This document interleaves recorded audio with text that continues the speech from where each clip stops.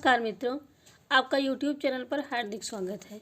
आज हम आधारशिला मॉड्यूल से संबंधित महत्वपूर्ण जानकारी लेकर के उपस्थित हुए हैं और यह जानकारी अत्यधिक महत्वपूर्ण इसलिए है कि ट्रेनिंग के उपरांत शिक्षकों की ऑनलाइन परीक्षा होने वाली है और जिन जिन पदों में अभी तक नहीं है वो लोग इसको पढ़ लें ताकि तैयारी भली प्रकार से हो सके, और जहाँ पर हो गई है वहाँ पर भी शिक्षकों के लिए हमेशा के लिए जानकारी रखनी चाहिए। तो अब आगे बढ़ते हैं। मिशन प्रेरणा का निम्न मॉड्यूल अंग नहीं है, तो इसमें वी विकल्प पर दिया गया है निष्ठा, ये इसका सही जवाब है। फिर दूसरा प्रश्न है फाउंडेशन लर्निंग के लिए मॉड्यूल है आधारशिला। आधारशिला मॉड्यूल में कितने भाग हैं? सही उत्तर है इसका छः। आधारशिला शिक्षण मॉड्यूल विशेष रूप से किन दो कक्षाओं के छात्रों में समझ का विकास करते हुए मजबूत आधारशिला रखने के दृष्टिकोण को ध्यान में रखकर तैयार किया गया है। तो इसमें कक्षा 1 और 2 इसका सही जवाब है। आधारशिला मॉड्यूल में मुख्यतः किन विषयों की बेहतर समझ विकसित करने के लिए रोचक जानकारी एवं गतिविधि का समावेश किया गया है? भाषा एवं गणित। आधारशिला शिक्षण मॉड्यूल में आरंभिक स्तर पर भाषा विकास मॉड्यूल के किस भाग में वर्णित है? भाग 2। आधारशिला मॉड्यूल के भाग 5 का मुख्य अंश क्या है? आकलन। Foundation learning. यदि आप अपने विद्यालय में शैक्षिक सुधार के लिए प्रयासरत हैं तो किसी नवाचार की स्वीकार्यता के लिए आपके मन में क्या प्रश्न होना चाहिए? उपरोक्त सभी। मुझे क्या करना है? यही क्यों करना है? इसे मैं अपनी परिस्थितियों में कैसे अच्छी तरह करूं? लर्निंग आउटकम से संबंधित कौन सा कथन सत्य है? उपर्युक्त सभी। किसी विद्यार्थी के अधिगम परिणाम हैं, किसी विद्यार्थी के सीखने के प्रतिफल हैं, किसी विद्यार्थी की अपेक्षित दक्षताएं हैं। आधारशिला में लर्निंग आउटकम की कितनी श्रेणियां बताई गई हैं? 3। कक्षा शिक्षण के दौरान कराई जाने वाली गतिविधि के मूल सिद्धांत क्या हैं? इसमें है उपर्युक्त सभी। गतिविधि की शुरुआत रोचकता और चुनौतीपूर्ण कार्य से हो। कोई भी गतिविधि सीखने के 4 चरणों में पूरी की जाए। गतिविधि सीखने के लक्ष्य एवं लर्निंग आउटकम से जुड़ी हो। निम्नलिखित में से गतिविधि का प्रकार नहीं है। व्याख्यान। गतिविधि के मुख्यतः चरण कौन से हैं? ERAC। ERAC का पूर्ण रूप क्या है? Experience, reflection, application, consolidation. फिर है गतिविधि के चरण हैं, इनका पूरा नाम है अनुभव, चिंतन, अनुप्रयोग, समेटना। आधारशिला में बच्चों के सीखने की प्रक्रिया पर केंद्रित ERAC सिद्धांत में E क्या है? एक्सपीरियंस। ERAC में R का अर्थ है प्रतिक्रिया। ERAC में C का क्या अर्थ है? कंसोलिडेशन। भाषा विषय के शिक्षण के लिए मुख्यतः प्रमुख केंद्रित लर्निंग आउटकम की संख्या कितनी है? 4।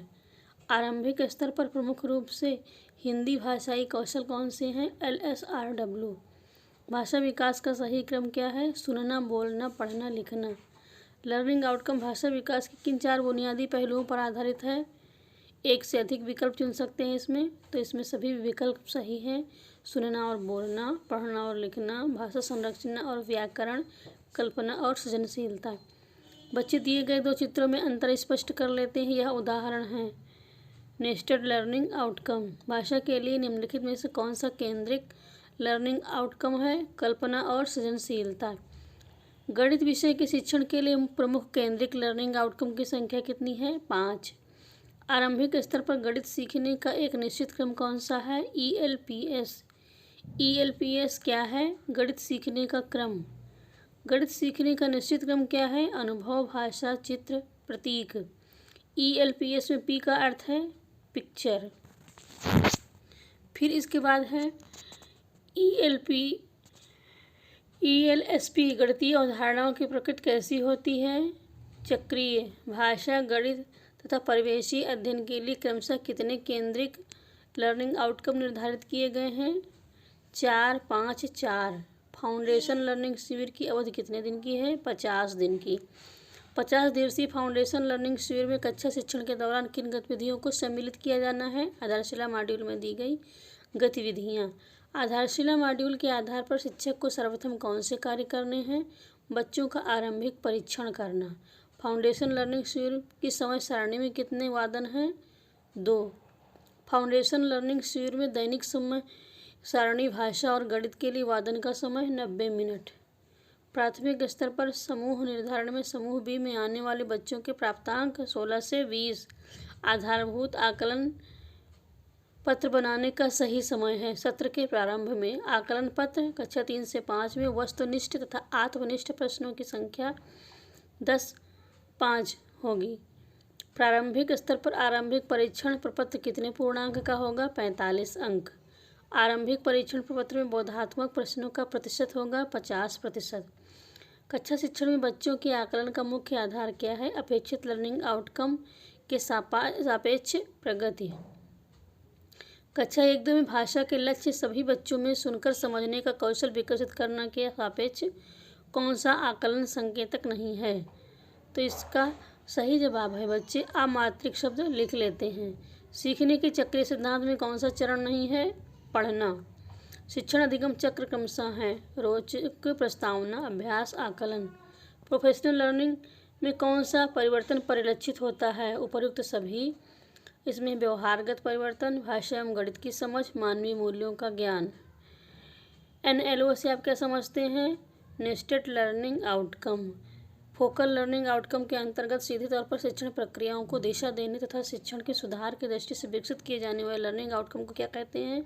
Nested learning outcome. भाषा के पहलू हैं यांत्रिक और भाव चिंतनात्मक। प्रत्येक बच्चे का सीखना सुनिश्चित हो इसके लिए आवश्यक है बेहतर कक्षा प्रबंधन, बेहतर शिक्षण योजना, बच्चे का आकलन और मूल्यांकन। तो ये 50 महत्वपूर्ण प्रश्न थे। आपको यह जानकारी कैसी लगी? अगर अच्छी लगी हो तो आप इसको लाइक करें, शेयर करें और कमेंट बॉक्स में बताएं। इसी प्रकार की जानकारी भरी वीडियो लेकर हम फिर उपस्थित होंगे। और आप चाहते हैं कि आपको जानकारी भरी वीडियो प्राप्त हो तो आप हमारे चैनल को सब्सक्राइब करें और बेल आइकन को ज़रूर प्रेस करें ताकि आपको नई से नई जानकारी प्राप्त हो सके। वीडियो देखने के लिए आप सबका बहुत बहुत धन्यवाद।